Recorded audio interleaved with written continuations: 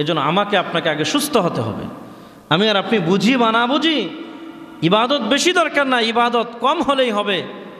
আগে আমার আপনার ইবাদতের তরিকা জানতে হবে। ইবাদত করব কীভাবে, ইবাদত করার তরিকা কি? এজন্য আমি আর আপনি আজকে সবাই অসুস্থ, আমিও আমার জায়গা থেকে অসুস্থ, আপনারা যারা আছেন আমরা সবাই অসুস্থ। সকলের এই অসুস্থতার চিকিৎসা করে আগে সুস্থ মানুষ হতে হবে। আমি আর আপনি যেই সকল রোগে রোগী, এই সকল রোগগুলির চিকিৎসা আগে নিতে হবে। এজন্য আল্লাহ তাআলা চিকিৎসা দিয়ে দিয়েছেন। চিকিৎসার কথা বলতেছিলাম, আবার রোগও এক দুইটা প্রতি সপ্তাহ বলতেছি। গত সপ্তাহ বলছিলাম লোভ আর লালসা, আরেকটা হলো পরিচিতি। সবাই চা আমি পরিচিতি লাভ করি, আমাকে সবাই চিনুক, আমাকে জানুক, এটা সবাই চা। আরেকটা নেতৃত্ব, আরেকটা মানুষের রোগ, আত্মার রোগ কি? নেতৃত্ব, নেতা হওয়া। সবাই চা আমি নেতা হব, আমাকে সবাই মানুক, আমি বড় নেতা। আজকে এই নেতা হওয়ার জন্য, শুধু নিজের নেতৃত্ব দখল করার জন্য মানুষ যে কি পরিমাণ হাইওয়ান জানোয়ারের মতো আচরণ করে, এটা আমার বলতে হবে না, সবাই মোটামুটি অবগত আছে। শুধু নেতৃত্ব, নেতা হওয়ার জন্য, একজন মানুষ নেতা হওয়ার জন্য কর্মীদের উপরে, সাধারণ মানুষের উপরে কি পরিমাণ জুলুম নির্যাতন করে, এটার কোনো শেষ নাই। আল্লাহ বলছেন ওই নেতৃত্ব না, আমি আল্লাহই তোমাকে নেতৃত্ব দান করব, নেতা বানাবো আমি আল্লাহ। এমন নেতা বানাবো যে নেতৃত্ব আর কোনোদিন কেউ ছিনায় নিতে পারবে না তোমার কাছ থেকে। এমন নেতৃত্ব তোমাকে দান করব, যেই নেতৃত্বের চেয়ার তোমাকে দান করব, ওই চেয়ারে তুমি আসীন থাকবা, বসে থাকবা, চতুর্মুখী মানুষ এসে তোমাকে সম্মান আর মর্যাদা দেবে। আজকে নেতৃত্ব দখল করা হয় জোর করে, ঘুষ দিয়ে, মানুষের উপর জুলুম করে, মানুষ মেরে, মানুষের রক্তের বন্যার উপর দিয়ে, পানা দিয়ে, মুসলমানের লাশের উপর দাঁড়ায় নেতা হতে চা। এই নেতৃত্ব আল্লাহ চা না, এটা জুলুমবাজি ছাড়া আর কিচ্ছু না। এই নেতৃত্ব আল্লাহর কাছে পছন্দনীয় না। আল্লাহ বলছেন তুমি আমার গোলাম হও, আমি তোমাকে নেতৃত্ব দান করব, নেতা বানাবো। আবু বকর সিদ্দিক নেতা ছিলেন, হযরত উমর নেতা ছিলেন, হযরত উসমান গনি নেতা ছিলেন, হযরত আলী কাররামাল্লাহু ওয়াজহু নেতা ছিলেন। আবু বকরের চাইতে বড় নেতা আর জমিনে বুকে কেউ আসবে না। আবু বকর সিদ্দিক রাদিয়াল্লাহু আনহু মুসলিম জাহানের খলিফা ছিলেন, খলিফাতুল মুসলিমিন ছিলেন। আবু বকর সিদ্দিক খুব নরম তবিয়তের মানুষ ছিলেন। আবু বকর সিদ্দিক যখন খলিফা হলেন, মানুষ মনে করলো এখন জাকাতের বিধানটা একটু দুর্বল হলে আর সমস্যা নাই, কারণ আবু বকর তো নরম মানুষ, জাকাত না দিলে আবু বকর সিদ্দিক কিচ্ছু করবে না। কিন্তু ইসলামের ক্ষেত্রে, ইসলামের বিধানের ক্ষেত্রে, ইসলামকে কেউ আঘাত করবে, ওই ক্ষেত্রে সাহাবায়ে কেরাম সহ আমার আপনার দিলে যদি অসুস্থতা না থাকে, আমি আর আপনি যদি খাঁটি মুমিন হই, আমার ইসলামের উপর আঘাত করবে আর আমি চুপচাপ নীরবে বসে থাকবো, আমার ঈমান আছে না নাই? ঈমান নাই।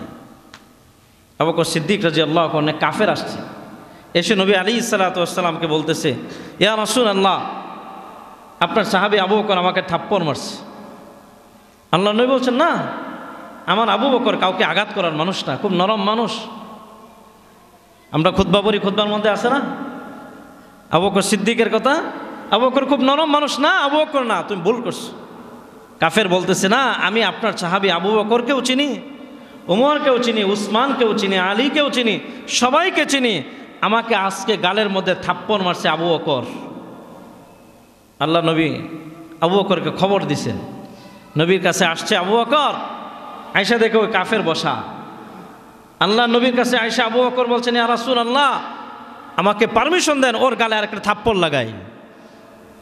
আল্লাহ নবী তখন বলছেন, আবু বকর, আমি আগে বিশ্বাস করি নাই তুমি থাপ্পড় লাগাইছিলা, তোমার এই কথা এখন মনে হলো তুমিই থাপ্পড় দিছো। আবু বকর সিদ্দিক বলছেন, হ্যাঁ ইয়া রাসূলুল্লাহ, আমি থাপ্পড় একটা দিছি, আরেকটা দেওয়ার বাকি আছে, পারমিশন দেন আরেক গালে আরেকটা থাপ্পড় লাগাই। আল্লাহ নবী বলছেন, কেন, কি হয়েছে আবু বকর? আবু বকর সিদ্দিক বলছেন, ইয়া রাসূলুল্লাহ, যখন গতকালকে জাকাতের আয়াত নাজিল হলো, তখন এই কাফেরের বাচ্চা বলতেছিল, আবু বকর, এতদিন জানতাম তোমার নবী আব্দুল্লাহর ছেলে মোহাম্মদ গরিব, আর আজকে আবার নতুন করে জানলাম তোমার আল্লাহও গরিব। বলে নাউজুবিল্লাহ। এতদিন জানতাম তোমার নবী গরিব, আর আজকে জানলাম তোমার আল্লাহও গরিব। তোমার আল্লাহ মানুষের টাকার প্রতি লোভী, মানুষের টাকা চা, কৌশল করে টাকা চা। জাকাতের বিধান, এই বিধান নাটক সাজাইছে তোমার আল্লাহ, সাজায়া তোমার আল্লাহও গরিব, তোমার আল্লাহর নবীও গরিব। ইয়া রাসূলুল্লাহ, সে এটা বলছে এই জন্য থাপ্পড় লাগাইছে।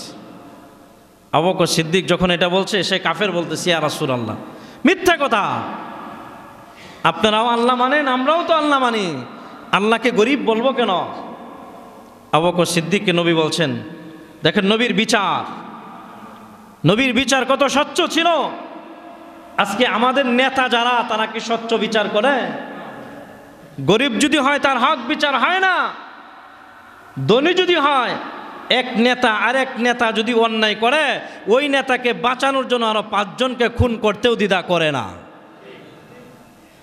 আর আমার আপনার নবীও ছিলেন নেতা, নবীর কাছে বিচার আসছে, নবীর পরেই যার মর্যাদা, আবু বকর সিদ্দিক রাদিয়াল্লাহু আনহুকে আল্লাহ নবী বলছেন, আবু বকর, তুমি যে তাকে এই কথার জন্য থাপ্পড় লাগাইছিলা, তোমার পক্ষে কোনো সাক্ষী আছে? শরীয়তের বিধান তো 2 জন সাক্ষী থাকতে হয়। আবু বকর সিদ্দিক বলছেন, ইয়া রাসূলুল্লাহ, না, আমার জবান মিথ্যা কোনোদিন বলি নাই, আজকেও মিথ্যা বলতেছি না, আমার কোনো সাক্ষী নাই। আমি তাকে থাপ্পড় লাগাইছি এই কথার পরে, এই কথা বলার কারণে আমার পক্ষে কোনো সাক্ষী নাই, আমার সাক্ষী আমি আনতে পারবো না। এই কারণে যদি তার কথা সত্য হয়, আপনি বিশ্বাস করে আমার উপর যদি শাস্তি দিতে চান, যা দিবেন, আল্লাহ এবং আল্লাহর নবীর ভালোবাসা প্রকাশ করার জন্য আমার গলা যদি ফাঁসির রশিও লাগে, আমার কোনো আফসোস নাই। আবু বকর সিদ্দিক রাদিয়াল্লাহু আনহু যখন নবীকে এটা বলছেন, নবী বলছেন, আবু বকর, ইসলামী শরীয়তের বিধান তো এরকম, তোমার পক্ষে সাক্ষী না থাকলে সে যা বলবে তার কথার উপরে আমার বিচার করতে হবে। আবু বকর সিদ্দিক বলছেন, আলহামদুলিল্লাহ, আল্লাহ তো দেখছেন আমি কার জন্য করছি। সাহাবীরা তো কাজ করছেন আল্লাহকে খুশি করার জন্য। আল্লাহ নবী বলছেন, ওই কাফেরকে তোমাকে যেইভাবে গালে থাপ্পড় লাগাইছিল, কিসাস নিয়ে নাও, তুমি আবু বকর সিদ্দিকের গালে ওইরকম একটা থাপ্পড় লাগাও। নবী ফাইসালা দিয়ে দিস। আল্লাহ নবী যখন ফাইসালা দিছেন, আর জিব্রাইল যখন আল্লাহ নবীর কাছে কোনো নতুন কোনো বিধান, নতুন কোনো ওহী নিয়ে আসতেন, জিব্রাইল আসার একটা আওয়াজ হতো, শ আওয়াজ। হাদিসের মধ্যে আছে, বিমান যেরকম চললে আওয়াজ করে, জিব্রাইল যখন আসমান থেকে জমিনে অবতরণ করতেন, জিব্রাইল আসার একটা আলাদা একটা আওয়াজ ছিল, শ আওয়াজ করত। যখন নবী ফাইসালা দিলেন আর আসমানের দিকে শ আওয়াজ শুরু হয়ে গেছে, আল্লাহ নবী বলছেন, এই থাপ্পড় লাগায় না, দেখি আওয়াজ হচ্ছে, মনে হয় জিব্রাইল আসতেছে। জিব্রাইল কেন আসে এই মুহূর্তে, একটু অপেক্ষা করো। জিব্রাইল আসছেন, এসে আল্লাহ নবীকে বলছেন, আসসালামু আলাইকা ইয়া রাসূলুল্লাহ, আল্লাহ আমাকে পাঠাইছেন। আবু বকর সিদ্দিক কেন থাপ্পড় লাগাইছেন? আবু বকর সিদ্দিকের পক্ষে কোনো সাক্ষী নাই, আল্লাহ আপনাকে সালাম জানায় বলছেন, আবু বকর সিদ্দিকের পক্ষে স্বয়ং আল্লাহ নিজে সাক্ষী। আল্লাহ সাক্ষী। এখন কি করবেন? থাপ্পড় লাগাইতে যে বললেন, এখন কি করবেন? আবু বকর সিদ্দিকের পক্ষে সাক্ষী আল্লাহ, কাফের এটা বলছে। আবু বকর সিদ্দিক রাদিয়াল্লাহু আনহু চুপচাপ বসা। আল্লাহ নবী কাফেরকে বলছেন, কি ব্যাপার, এখন যে আল্লাহ সাক্ষী হয়ে পাঠাইছে জিব্রাইলকে, এখন কি বলবা? কাফের বলতেছে, আমি তো জানি না, ছোট্ট একটা মিথ্যা কথা বলবো, আর আল্লাহ ওইটা প্রমাণ করার জন্য জিব্রাইলকে পাঠাইবে, এটা বুঝতে পারি নাই। আল্লাহ নবী ছাইরা দিয়েছেন, যা কাফের, আমি যেটা বলতেছিলাম, ইসলামের জন্য, ইসলামের কোনো বিধানকে কেউ যদি আঘাত করে, কোনো বিধানকে নষ্ট করতে চায়, আবু বকর সিদ্দিক নরম তবিয়তের মানুষ, তখন আর নরম থাকে না, কারণ তার ভিতরে আছে ঈমান, তার পিছনে আছে আল্লাহর ভালোবাসা। আপনি যাকে ভালোবাসবেন, আপনার ভালোবাসার মানুষটাকে কেউ যদি আঘাত করে, আপনি বসে থাকবেন? থাকতে পারবেন? আবু বকর সিদ্দিক নবী যখন মারা গেছেন, আবু বকর সিদ্দিক মুসলিম জাহানের খলিফা নিযুক্ত হলেন, কাফেররা সুযোগ পাইল, আবু বকর তো নরম মানুষ, এখন জাকাত না দিলেও আর সমস্যা নাই, দুর্বল মনা ইমানদার যারা, তারাও মনে করলো আর সমস্যা নাই, নবীর ইন্তিকাল হয়ে গেছে। আবু বকর সিদ্দিক নবী আলাইহিস সালাতু ওয়াস সালামের মেম্বারে দাঁড়াইছেন, যেটা মসজিদে নববীর মেম্বার এখনও আছে। যারা হজ আর উমরা করতে গেছেন দেখছেন অনেক উঁচা মেম্বার। নবী ওই উপরে বসে ইসলামের হুকুম বিধান সাহাবীদের সামনে প্রকাশ করতেন।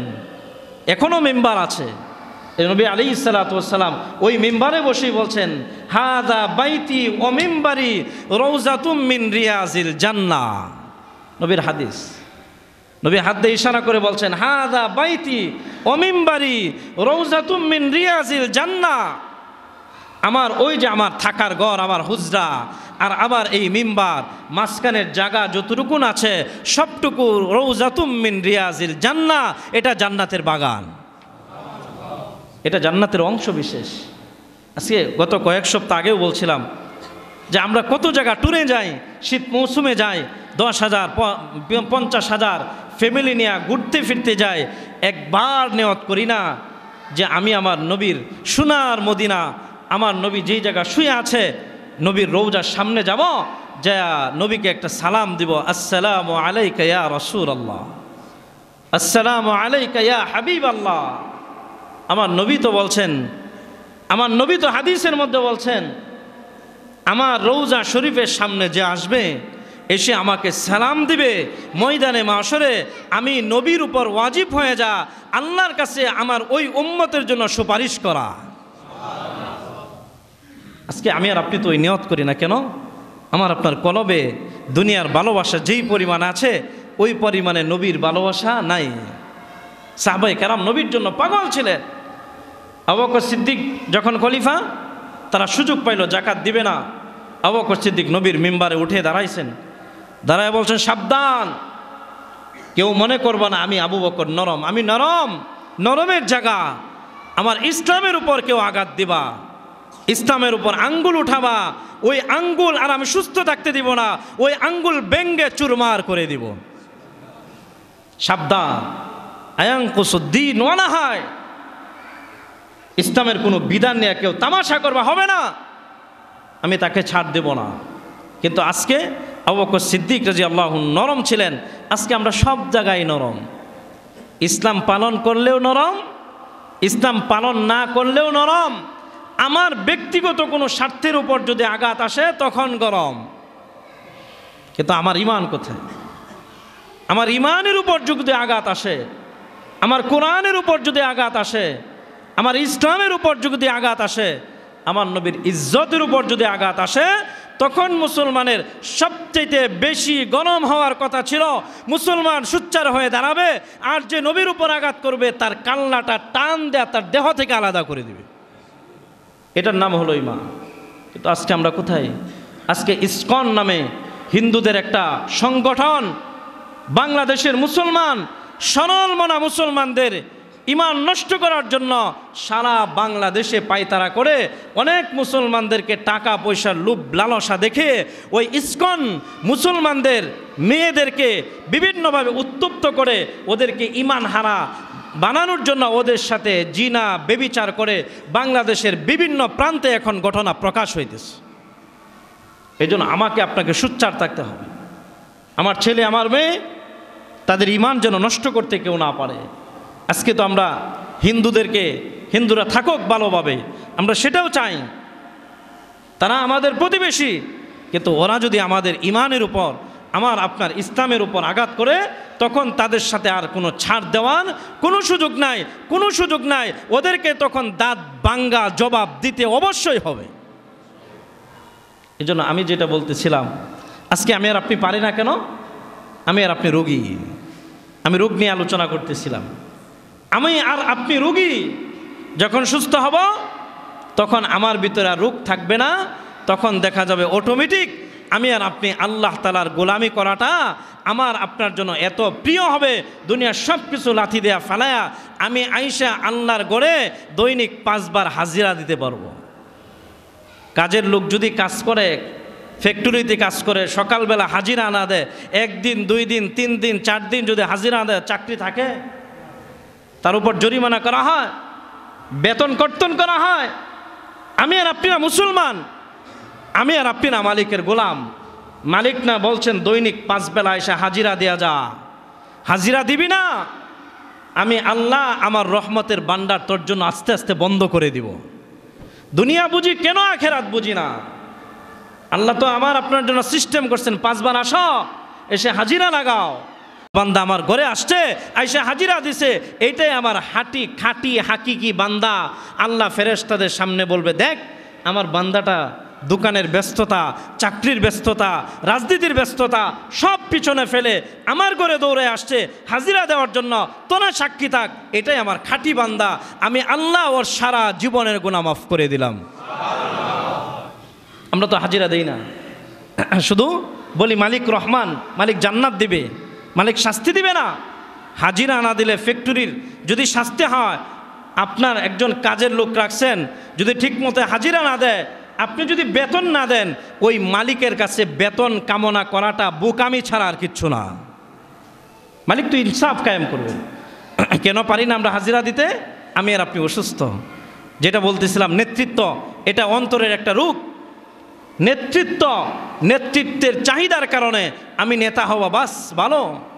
আপনি আওয়ামী লীগ করেন, সমস্যা নাই, বিএনপি করেন, সমস্যা নাই, জাসদ বাসদ জামাতে ইসলাম যা মন চা আপনি করেন, কোনো সমস্যা নাই।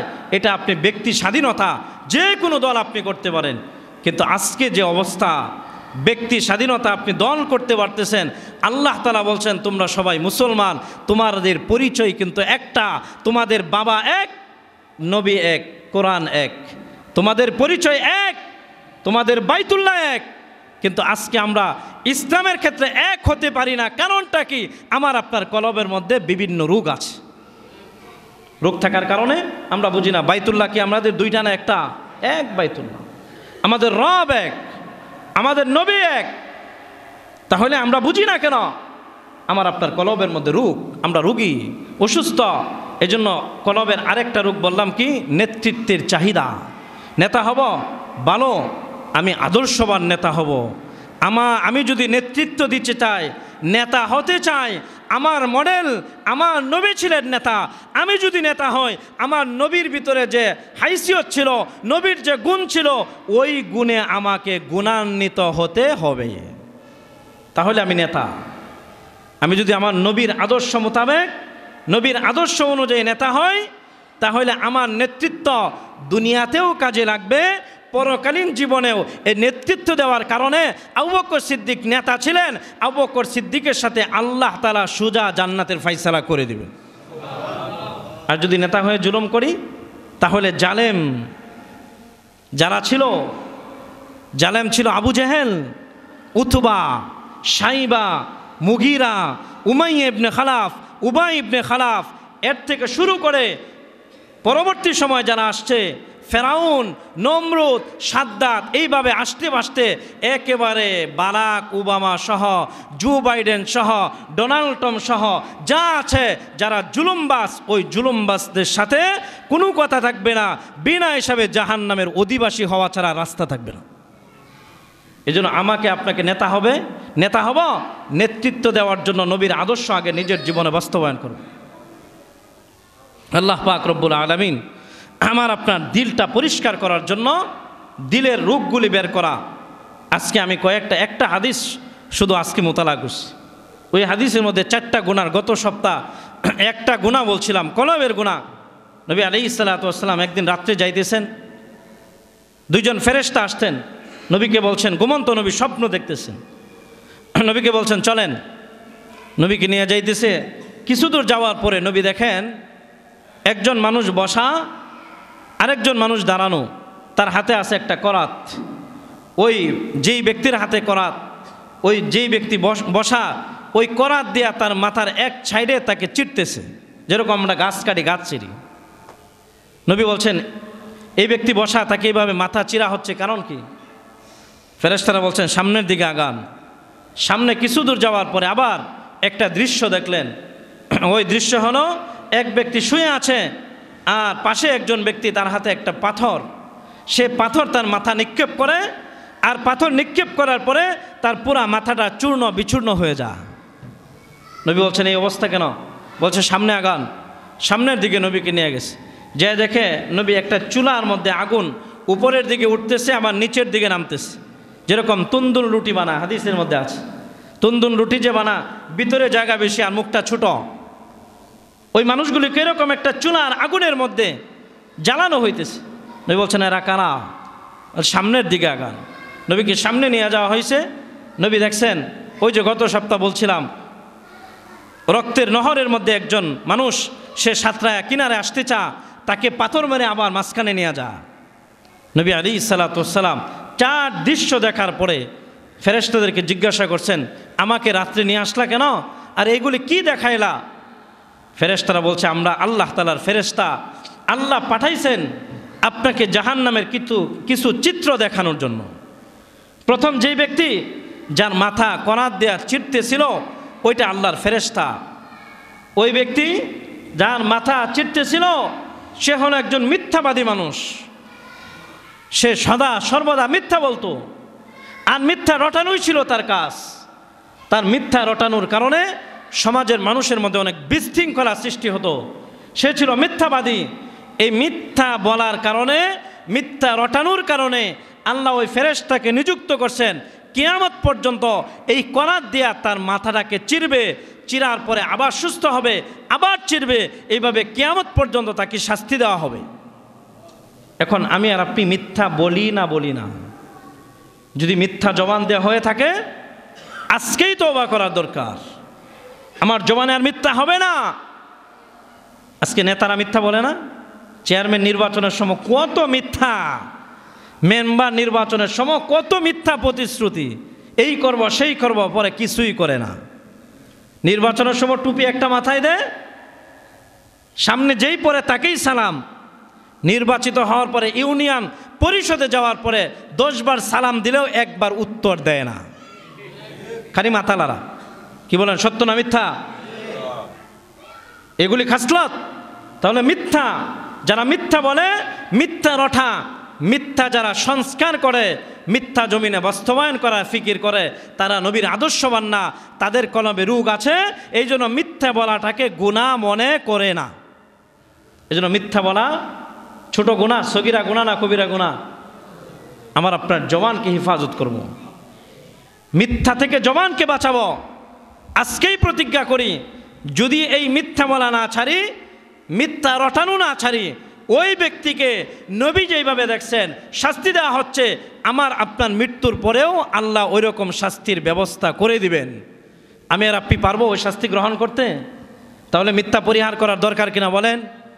আজকে থেকে আমরা প্রতিজ্ঞা করব, আর মিথ্যা বলবো না। মিথ্যা জবানে হবে না, জীবনকালে হবে না। 2 নম্বর, নবী বলছেন যার মাথা পাথর দেওয়া হইতেছে সে কে? বলছেন ওই ব্যক্তিটার ভিতরে এলেম আছে, এলেম অনুযায়ী আমল করে না। এলেম থাকার পরেও আমল না করার কারণে আল্লাহ নিযুক্ত করছেন কিয়ামত পর্যন্ত তার মাথার উপর পাথর নিক্ষেপ করে তার মাথাকে চূর্ণ বিচূর্ণ করা হবে। আজকে আমার আপনার মধ্যে দ্বীনি এলেম নাই, কি বলেন? আছে না? আমি আলেম, শুধু আমার ভিতরে এলেম আছে, আপনার মধ্যে এলেম নাই। 5 ওয়াক্ত নামাজ পড়া ফরজ, মিথ্যা কথা বলা গুনাহে কবিরা, নামাজ কাজা করা গুনাহে কবিরা। এই এলেমটুকু এই জায়গা যারা আছেন জানেন না, এমন কেউ আছেন? তাহলে ফজরের নামাজ কাজা করে যে আমরা ঘুমায়া থাকি, এলেম থাকার পরেও এলেম অনুযায়ী যে আমল করবে না, তার মাথা চূর্ণ বিচূর্ণ করার জন্য মারা যাওয়ার পরে কবরে আল্লাহ ওই শাস্তির ব্যবস্থা করবেন। আমি আর আপনি কি ওই শাস্তি চাই, না ওই আযাব থেকে বাঁচতে চাই? কি বলেন? বাঁচার জন্য কি এলেম অনুযায়ী আমল করতে হবে, না আমল ছাড়তে হবে? আজকে থেকে আমল শুরু করতে হবে। আমার ভিতরে যেটুকুন এলেম আছে ওই এলেম অনুযায়ী আমল করা। ওই তুন্দুর লুটির আগুনের মধ্যে যাদেরকে পুরাইতেছিলেন নবী বলছেন ওরা কারা? আল্লাহর নবীকে ফেরেশতারা বলছেন ওরা হলো ওই সকল লোকজন, ওই সকল নারী পুরুষ যারা দুনিয়াতে জিনা বেবিচারে লিপ্ত ছিল, যারা দুনিয়াতে জিনা বেবিচারে লিপ্ত ছিল, ওদেরকে এই আগুনে পুরানোর জন্য শাস্তি দিয়েছেন আল্লাহ তাআলা। আর এক হাদিসের মধ্যে আছে যারা দুনিয়াতে জিনা বেবিচারে লিপ্ত, ময়দানে মাশরে ওদেরকে এক সাইডে দাঁড় করায় রাখবেন, আর ওদের লজ্জাস্থান থেকে বিশ্রী গন্ধ দুর্গন্ধ ছড়াইতে থাকবে। পুরো হাসরের ময়দান ওদের লজ্জাস্থানের দুর্গন্ধ ছড়াবে, আর হাসরের ময়দানের সমস্ত মানুষগুলি তাদেরকে লানত করবে, অভিশাপ করবে, আল্লাহকে জিজ্ঞাসা করবে এরা কারা যাদের লজ্জাস্থান থেকে এরকম দুর্গন্ধ আসতেছে। আল্লাহ বলবেন ওরা ওই সকল মানুষ যারা দুনিয়াতে জিনা ব্যভিচারে লিপ্ত ছিল, তাদের লজ্জাস্থান পচে গলে লজ্জাস্থান থেকে এরকম দুর্গন্ধ ছড়াইতেছে। আজকে জিনা ব্যভিচার সমাজের মহামারী। জিনা ব্যভিচার থেকে আমার আপনার সমাজ আজকে নিরাপদ না। আজকে জিনা ব্যভিচারে পুরা সমাজ নষ্ট হয়ে যাইতেছে। এই জন্য জিনা ব্যভিচার থেকে নিজেকে বিরত রাখা।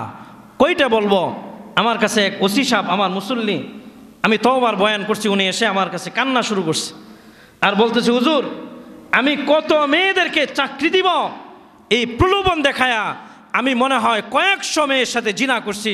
অনেক মেয়ে আছে এখন চিনেও না, জানিও না কোথায় আছে, চাকরি দেয় নাই, অযথা মিথ্যা প্ররোচনা দিয়ে ওদের সাথে জিনা ব্যভিচার করছি। আমার এখন কি হবে? আমি বলছি আপনি তো জটিল মানুষ। উনি ওসি থানার, আপনি তো মহা জটিল মানুষ। আমাকে পায়ে ধরে বলতেছে, হুজুর আমাকে তওবার একটা সূরত বলে দেন। আজকে তো সমাজে এরকম মানুষ আছে না যারা জিনা ব্যভিচারে লিপ্ত।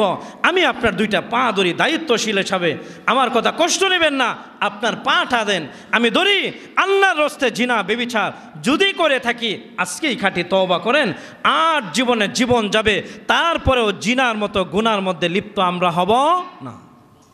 4 নম্বর, সুদখোর, যারা সুদে টাকা খা। গত সপ্তাহে একজন বললেন, হুজুর যারা সুদের টাকা লাগা ওদের কথা বললেন, যারা সুদ দেয় তাদের কথা বললেন না।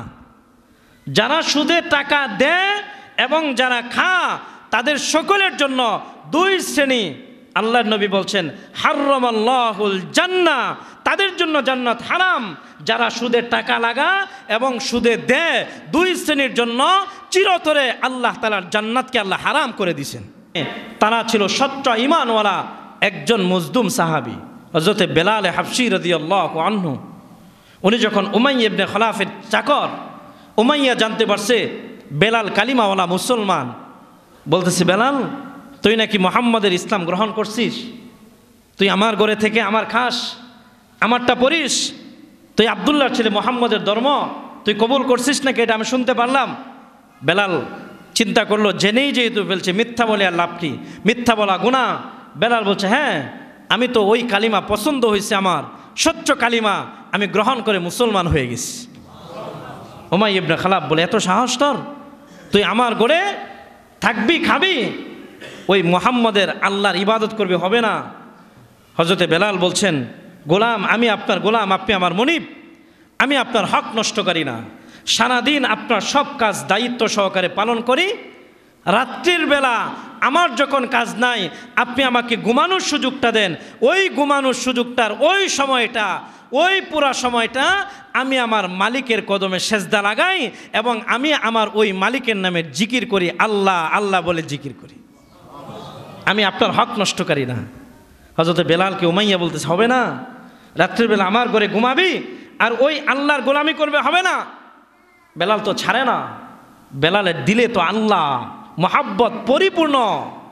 বেলাল বলছে আমার তাইলে কিচ্ছু করার নাই, শাস্তি দেব, দেন শাস্তি। হাদিসের কিতাবের মধ্যে আছে বেলালের 2টা হাত বাঁধছে শক্তভাবে, পা 2টা বেঁধে বাচ্চাদেরকে লাগাইয়া দিছে, কাফেরদেরকে লাগাইয়া দিছে। বেলালকে ধরে পাহাড়ের চূড়া নিয়ে যাও। যারা হজ্জে বাইতুল্লাহ আদায় করতে গেছেন, উমরা গেছেন, মক্কা দিনের বেলা বের হওয়া যায় না, এত গরম। এখন তো কম, আগে আরও বেশি ছিল, তখন তো গাছপালা কোনো কিছু ছিল না। হাত পা বেঁধে বেলালকে নিয়ে গেছে, নিয়ে যা পাহাড়ের উপরে উঠছে বেলালকে নিয়ে, পাথরগুলি আগুনের তাপে পুরা গরম আগুন হয়ে আছে, বেলালের হাত পা বাঁধা, নিরুপায় বেলাল। বেলালকে নিয়ে পাহাড়ের চূড়ার উপরে নিয়ে বেলালকে ছাইরা দিছে, আর বেলাল গড়ায়া গড়ায়া জমিনের নিচ পর্যন্ত আসছে, আবার উঠাইছে, আবার নিচে নামাইছে, বারবার এরকম করতে করতে বেলালের পুরা শরীরের সমস্ত চামড়া পুইরা সারকার হয়ে গেছে। বেলালের ভিতরে কত মজবুত ঈমান ছিল, আল্লাহর ভালোবাসা ছিল বেলালের। যখন চামড়া পুড়ে গেছে, হাদিসের মধ্যে আছে শুধু চামড়া পুড়ে নাই, চামড়া পুড়তে পুড়তে গুস্ত খৈসা কোনো কোনো শরীরের জায়গা থেকে বেলালের শরীর থেকে হাড্ডি পর্যন্ত বের হয়ে গেছে। উমাইয়া ইবনে খালাফ দেখে না পারা যায় না বেলালের সাথে, যত ছাড়ে বেলাল তত দূরে চিৎকার পেরে বলে আহাদ, আল্লাহ আল্লাহ। বেলালের জবানে আল্লাহ বন্ধ করা যায় না। উমাইয়া ইবনে খালাব বলে তাহলে না, এখন বেলাল যেই জিহ্বা দেয় আল্লাহ বলে ওই জিহ্বাটাই বন্ধ করে দিব। এখন উমাইয়া গরম লোহা গরম করে, একেবারে গরম লোহা, লাল টকটকে লোহা বেলালের জিহ্বাটা টান দেয় বের করে, ওই জিহ্বার মধ্যে লাল গরম লোহা বেলালের জিহ্বার ভিতর দিয়ে ঢুকায় দিস। যখন গরম লোহা ঢুকায় দিছে, হাদিসের মধ্যে নবী বলছেন আমার বেলালের জিহ্বাটা পুইরা সারকার হয়ে গেছে।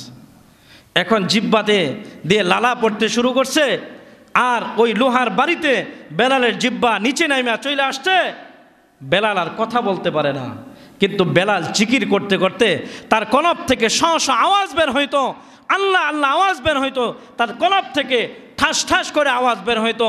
বেলাল ওই অবস্থাও মুফাসসিরিনে কেরাম বলেন, মুহাদ্দিসিনে কেরাম বলেন, বেলাল কলব থেকে জিকির চালু ছিল আর আল্লাহকে বলতেছিল, আল্লাহ আমার জবান বন্ধ করছে, আমার জিহ্বার মধ্যে পেনাক লাগাইছে, আমার জবান তো বন্ধ করতে পারে নাই, আমার জবান কিন্তু তোমার জিকির থেকে খালি না, আল্লাহ আমার কলবের জিকিরটা তুমি কবুল করে নাও, আল্লাহ তুমি আমার প্রতি অসন্তুষ্ট হয়েও না।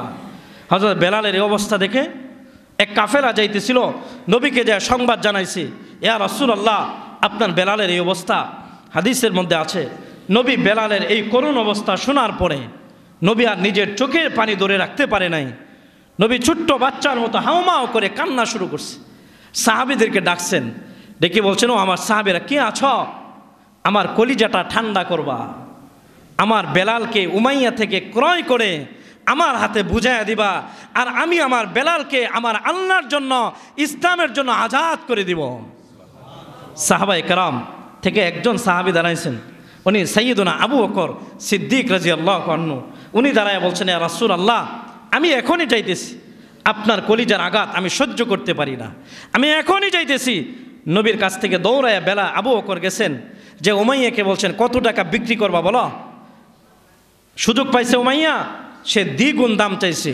হযরতে বেলাল দ্বিগুণ দাম দিয়া ক্রয় করে বেলালের হাত খুলছেন, পা খুলছেন, খুইলা যখন জিহ্বার পেরাকটা খুলতে যাইতেছেন, বেলালের জিহ্বার পেরাক খুলবে, আবু বকর সিদ্দিক বেলাল হাত দিয়ে ইশারা করে বলতেছে, না খুলবা না ভাই বেলাল, আমার এই জিহ্বার অবস্থাটা, আমার এই অবস্থাটা আমার নবীকে দেখাবো, আমাকে এই অবস্থা আমার নবীর কাছে নিয়ে যাও।